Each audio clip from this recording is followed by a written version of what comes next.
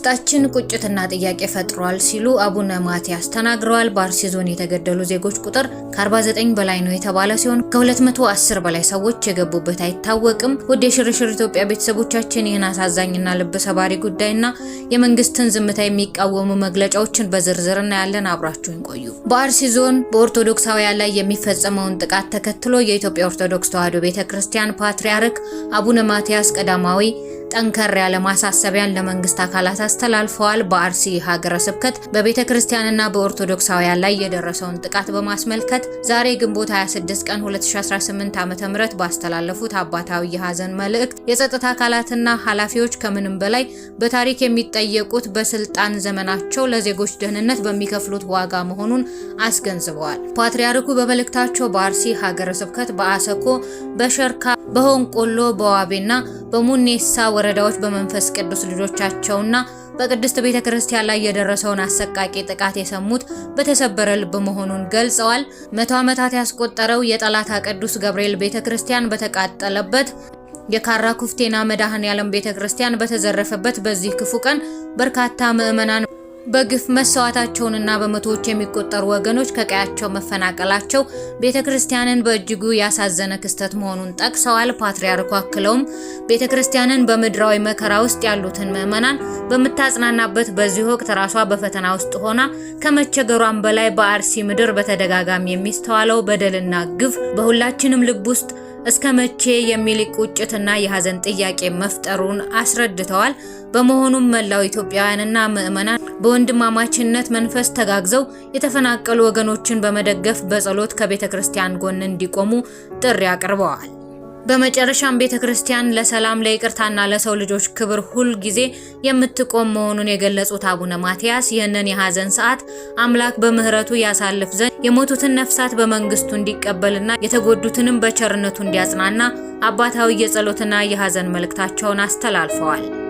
ከዚሁ ጉዳይ ጋር በተያያዘ የኢዜማ ፓርቲ ጥቃቱን አስመልክቶ መግለጫ አውጥቷል። በምስራቅ አርሲ ማንነትን፣ ሃይማኖትን መሰረት ባደረገ ጥቃት በርካታ የኦርቶዶክስ ተዋሕዶ እምነት ተከታይ የሆኑ ዜጎች እስካሁን ማንነቱ ባልታወቀ አካል እንደተገደሉና ቤተክርስቲያን መቃጠሉ፣ ከጥቃቱ የሸሹ ዜጎችም ከቀያቸው መሰደዳቸው ከመገናኛ ብዙሃንና ከሀገረ ስብከቱ የሚወጡ መረጃዎች ያሳያሉ ነው ያለው።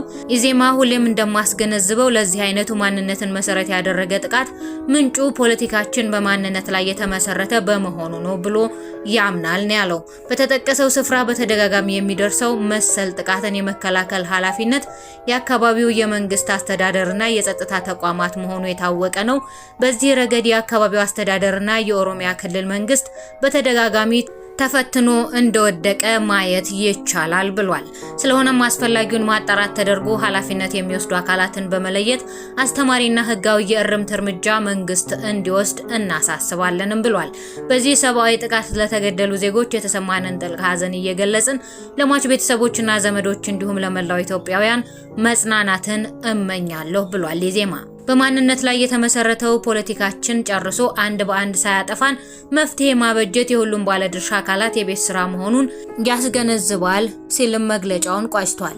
ከዚሁ ጉዳይ ጋር በተያያዘ መሰረት መብራቴና ሰለሞን ሙሄን የመሳሰሉ ታዋቂ አርቲስቶችም ለተጎዱና ህይወታቸውን ላጡ ዜጎች ሐዘናቸውን ሲገልጹ መንግስት ግን እስካሁን ድረስ ምንም ያለው ነገር የለም። አንዳንድ መረጃዎች እንደሚገልጹት የዞኑ አስተዳደር ችግሩ መፈጸሙን አላውቅም የሚል የስላቅ መልስ እየሰጠ እንደሆነ እየገለጹ ነው። በሌላ በኩል ከንቲባ አዳነች አቤቤ በትውልድ ስፍራቸው ይህ ሁሉ ህዝብ ሲያልቅ ቢያንስ ድርጊቱን ማውገዝ ይጠበቅባቸው ነበር።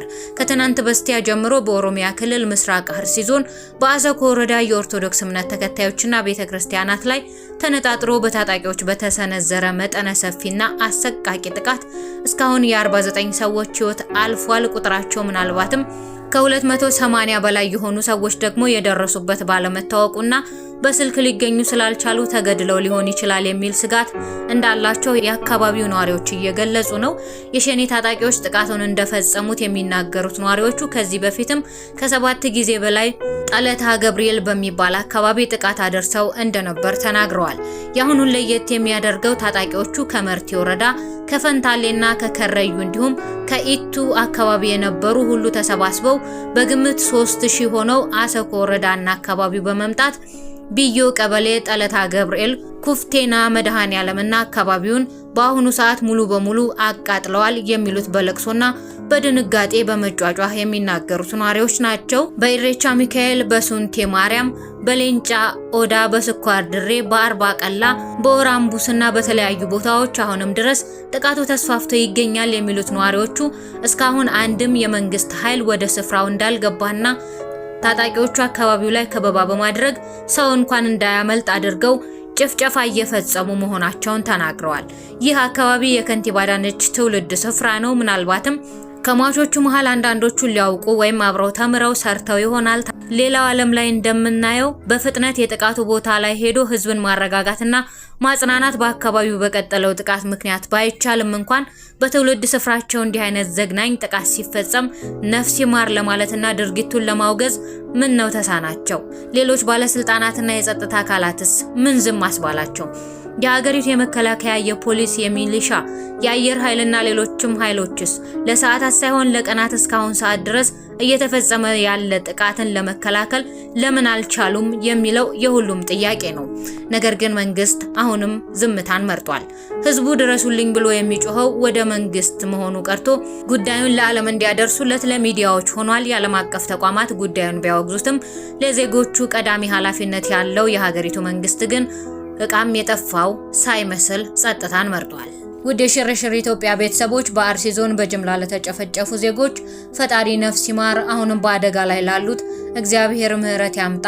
ለመላው ኦርቶዶክስም መጽናናትን እንመኛለን። በሌላ ጊዜ እስክንገናኝ ፈጣሪ ቸርነቱን ያቅርብልን።